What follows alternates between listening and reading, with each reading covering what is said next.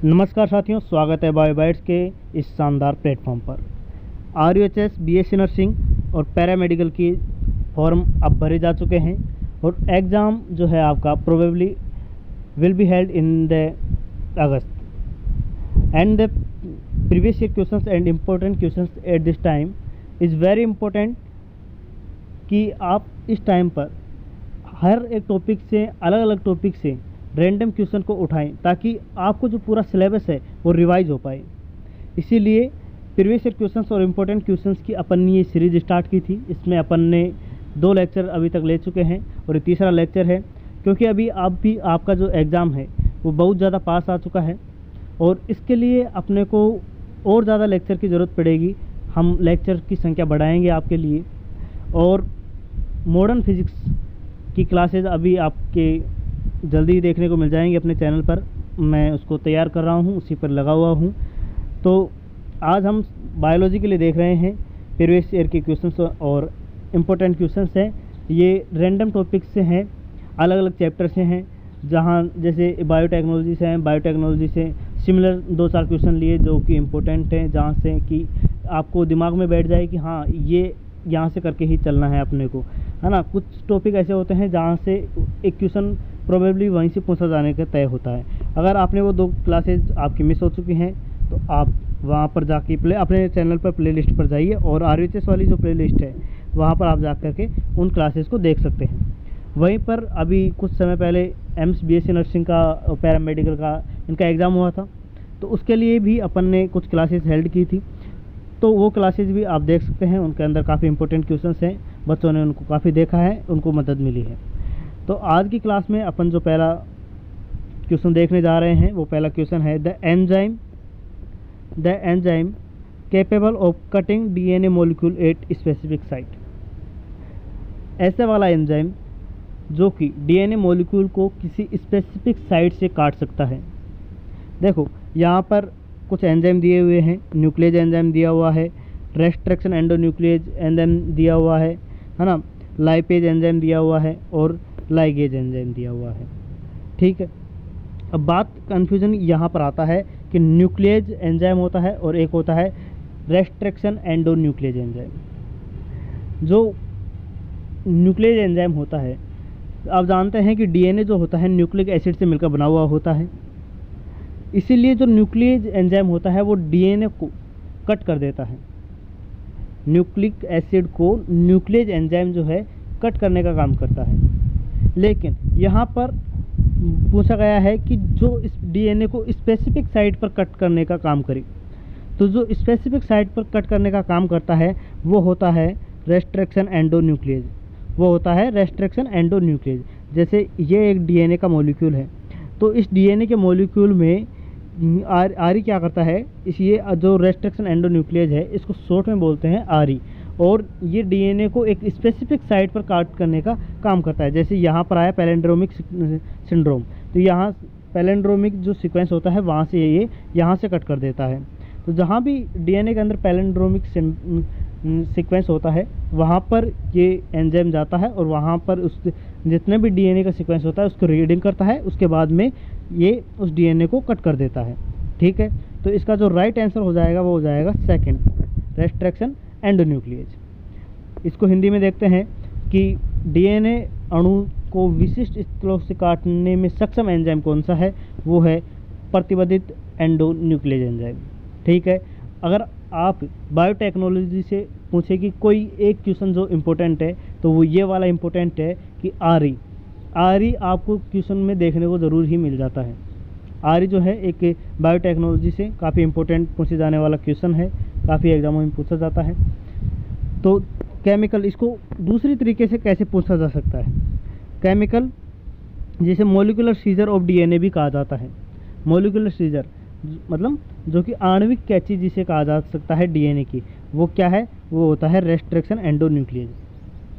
Restriction endonuclease को ही molecular scissor भी कहा जाता है। तो इस बात को भी आप याद रखिएगा कि DNA के लिए रासायनिक चाकू या आणविक कैंची किसे कहा जाता है, वो होती है रेस्ट्रिक्शन एंडोन्यूक्लियस को। ठीक है, ये एक क्वेश्चन है, एक क्वेश्चन को ही 2 तरीके से किस प्रकार से एग्जामिनर पूछा जा सकता है, तो मैंने वो आपको यहाँ पर क्लियर किया है। चलिए अगले क्वेश्चन की तरफ देखते हैं। अगले क्वेश्चन पर आप बढ़िएगा, एक सेकेंड। तो अगले क्वेश्चन को पढ़िएगा कि autonomously replicating circular extrachromosomal DNA is, autonomously है, रेप्लिकेटिंग है और circular chromosomal DNA is called, इसको हिंदी में देखें स्वायत्तता से प्रतिकृति मतलब रेप्लिकेशन करने वाला अतिरिक्त गुणसूत्रीय डीएनए क्या कहलाता है। इसकी जो लैंग्वेज है वो काफ़ी डिफ़िकल्ट है। इस आप देख सकते हैं कि ये पूछना चाह रहा है कि जो डीएनए है उसके अलावा सेल के अंदर कोई ऐसा सर्कुलर रेप्लिकेटिंग ऑटोनोमसली एक स्ट्रक्चर होती है जो कि एक्स्ट्रा क्रोमोसोमल है, मतलब डीएनए के अलावा है, वो कौन सी संरचना होती है। देखो जब हम बैक्टीरिया के बारे में बात करते हैं तो वहाँ पर ये पाया जाता है बैक्टीरिया के अंदर, जिसमें कि जो क्रोमोसोम होता है, जो कि उसका क्रोमोसोम ऐसे फैले हुए होते हैं, क्योंकि प्रोकैरियोट्स के अंदर आता है बैक्टीरिया, तो उसका एक सीक्वेंस के अंदर नहीं होता है, एक स्ट्रक्चर के अंदर नहीं होता है क्रोमोसोम, तो वो फैले हुए रहता है।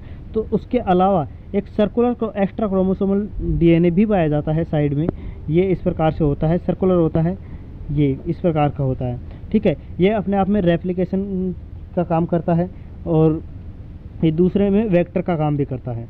ठीक है, एक जगह से दूसरी जगह जब हम बायोटेक्नोलॉजी के अंदर काम में लेते हैं किसी चीज़ को क्या करने के लिए, ट्रांसफ़र करने के लिए होस्ट से और दूसरी चीज़ में, तो वहाँ पर हम इसको काम में लेते हैं प्लाज्मिड को, क्योंकि इसके अंदर जो होता है रेप्लिकेशन की पावर होती है, ये होस्ट के अंदर जाता है और वहाँ पर जब हम मान लेते हैं कि किसी भी चीज़ को अपन ने यहाँ पर जो अपने डिज़ायर की चीज़ है उसको अपन ने यहाँ पर लगा दिया और उसको अपन ने होस्ट की सेल के अंदर क्या कर दिया, इंजेक्ट कर दिया। अब ये होस्ट की सेल के अंदर चला गया प्लाज्मिड के साथ, और प्लाज्मिड की क्या विशेषता है कि ये रेप्लिकेट करता है। प्लाज्मिड जैसे जैसे रेप्लिकेट करेगा, जो अपन ने डिज़ायर जीन इसमें डाली है वो भी इसके साथ साथ रेप्लिकेट करने लग जाती है। ठीक है, तो अपना डिज़ायर जीन जो भी है वो रेप्लिकेट करता है और अपना प्रोडक्ट बनाने लग जाता है होस्ट के अंदर। ओके, तो इन जो अपन ने बात की है प्लाज्मिड के बारे में, तो ये क्या होता है, प्लाज्मिड होता है। इसको हिंदी में देखें कि स्वायत्तता से प्रतिकृति करने वाला अतिरिक्त गुणसूत्रीय डीएनए क्या कहलाता है, ये कहलाता है plasmid. Okay, then we are move on the next question कि stone species are, keystone species क्या होते हैं। The key species are the low number and low mass and high influence on the community. जो key species होती है, की stone species होती है, वो ऐसी स्पीसीज होती है किसी एरिया के अंदर जिसका इन्फ्लुएंस बहुत ज़्यादा होता है, जिसके उस एरिया में ना होने से बहुत बड़ा असर पड़ता है, उस पर, उस कम्युनिटी पर बहुत इफेक्ट पड़ता है कि वो कम्युनिटी में है या नहीं है, लेकिन जो उसकी नंबर है, उसका जो बायोमास है वो बहुत कम होता है। उस वाली स्पीसीज़ को क्या बोलते हैं, की स्टोन स्पीसीज़ बोलते हैं। इसका जो राइट आंसर हो जाएगा वो हो जाएगा third, low mass and low number and high influence on the community. कुंज शिला प्रजाति क्या कहलाती है, कम संख्या और जैव भार कम होता है, इसका समुदाय पर सर्वाधिक प्रभाव होता है। चलिए अगले क्वेश्चन की तरफ बढ़ते हैं। अगला क्वेश्चन क्या कहता है देखते हैं, एक सेकंड स्लाइड को थोड़ा ठीक करते हैं। ठीक है, अगला क्वेश्चन क्या कहता है कि which of the following is rightly described as lungs of the planet. Lungs of the planet किसको कहा गया है, तो ये इकोलॉजी से काफ़ी इंपॉर्टेंट क्वेश्चन है, इसको 5 स्टार आप लगा सकते हैं। इसको अच्छी तरीके से अपने जहन में डाल लीजिएगा, आपको ये क्वेश्चन देखने को ज़रूर मिल जाएगा। तो ये डिस्क्राइबिंग करना है आपको कि लंग्स ऑफ द प्लेनेट किसे कहा गया है, तो वो कहा गया है अमेजन रेन फॉरेस्ट। जो टोटल ऑक्सीजन अपने वायुमंडल के अंदर देख रहे हैं उसका 20% अमेजन रेन फॉरेस्ट के अंदर से आता है। कहाँ से आ रहा है, अमेजन रेन फॉरेस्ट के अंदर आ रहा है। इसके अंदर बायोडाइवर्सिटी बहुत ज़्यादा पाई जाती है। अमेजन रेन फॉरेस्ट को इसीलिए जो है इस पृथ्वी का क्या कहा जाता है, लंग्स कहा जाता है। इस पृथ्वी का लंग्स कहा जाता है, फेफड़े कहा जाता है अमेजन रेन फॉरेस्ट को, क्योंकि ये 20% ऑक्सीजन प्रोड्यूस करता है। इसको हिंदी में जब हम देखते हैं तो निम्न में से किसको ग्रह के फेफड़ों के रूप में जाना जाता है, मतलब ग्रह मतलब अपनी पृथ्वी एक ग्रह है, तो पृथ्वी के फेफड़े के रूप में या the lungs of the planet किसे कहा जाता है, तो वो कहा जाता है अमेजन रेन फॉरेस्ट को। ठीक है, अगले क्वेश्चन की तरफ बढ़ते हैं। अगला क्वेश्चन जो है anti hypertensive drug obtained from the root of the Rauwolfia vomitoria is. Rauwolfia vomitoria एक प्लांट का नाम है जो कि हिमालय रेंज में पाया जाता है, और इससे एक औषधि निकाली जाती है, एक ड्रग निकाली जाती है, और वो जो ड्रग होती है वो एंटी हाइपरटेंसिव होती है। ठीक है, वो क्या होती है? एंटी हाइपरटेंसिव होती है। तो वो ड्रग कौन सी होती है, वो ये क्वेश्चन पूछना चाह रहा है। वो ड्रग जो होती है वो होती है रेस्पाइन।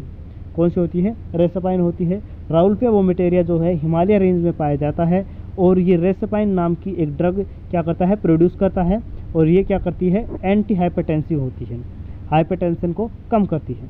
ओके, इसको हिंदी में प्रति संवेदनशील औषधि जो कि राउल्फिया वोमेटेरिया की मूलों से प्राप्त की जाती है, रूट से प्राप्त की जाती है, वो कौन सी है? वो होती है रेस्पाइन, 1 नंबर। ओके, एंड अगला जो क्वेश्चन है वो है an extent sub species of tiger.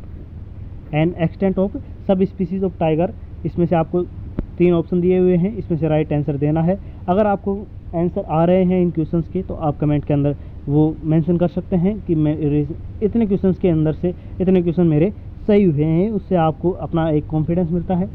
चलिए, इस क्वेश्चन में आप देखिए कि extent sub species of tiger कौन सी है। टाइगर की सब स्पीसीज कौन कौन सी हैं जो कि एक्सटेंट हो चुकी हैं? तो वो है Caspian, Java and Bali. Caspian, Java and Bali, ये तीनों जो हैं क्या है? टाइगर की सब स्पीसीज हैं जो कि एक्सटेंट हो चुकी हैं। इसमें जो राइट आंसर आ जाएगा वो है all of the above. 4th answer is the right answer. बाघ की विलुप्त उपजातियाँ कौन सी हैं? ये ध्यान रखिएगा कि ये बाघ की जातियाँ नहीं हैं, ये बाघ की उपजातियाँ हैं। ठीक है, तो उपरोक्त सभी कैस्पियन हो जाएगा, जावा हो जाएगा और बाली हो जाएगा। इसका आंसर हो जाएगा 4th। ठीक है, बायोपायरेसी क्या होती है? बायोपायरेसी वो होती है जब कोई आपके संसाधनों का उपयोग भी कर लेता है, आपसे अनुमति भी नहीं लेता है, और उनका पेटेंट अपने नाम करने की कोशिश करता है। उस जो आपका प्रोडक्ट है उसका जो मालिक है वो भी खुद ही बनने की कोशिश करता है, तो उसे हम बायोपायरेसी कहते हैं।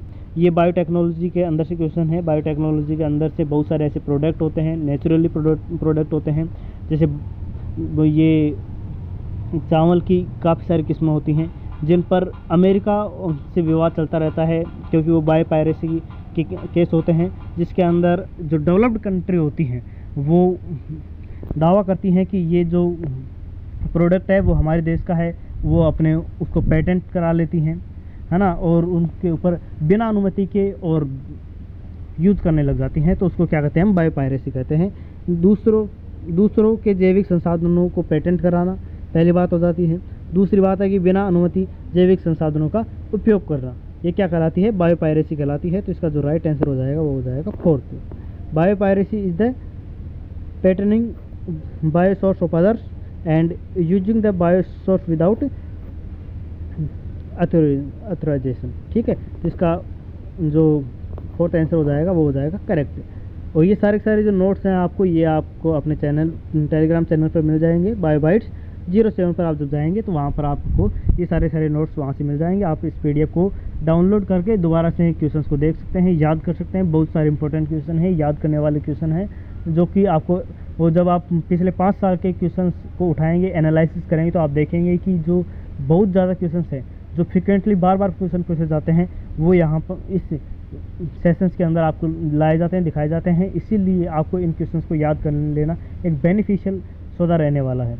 ठीक है, तो हम आज के लिए यहीं पर क्लास को विदाई देते हैं। तब तक के लिए मुस्कुराते रहिए, पढ़ते रहिए, और चैनल को सब्सक्राइब कर लीजिए, दोस्तों तक शेयर कर दीजिए, ताकि हमारा भी मोटिवेशन बना रहे और आपके लिए ज़्यादा से ज़्यादा क्लासेस हम लाते रहें। धन्यवाद।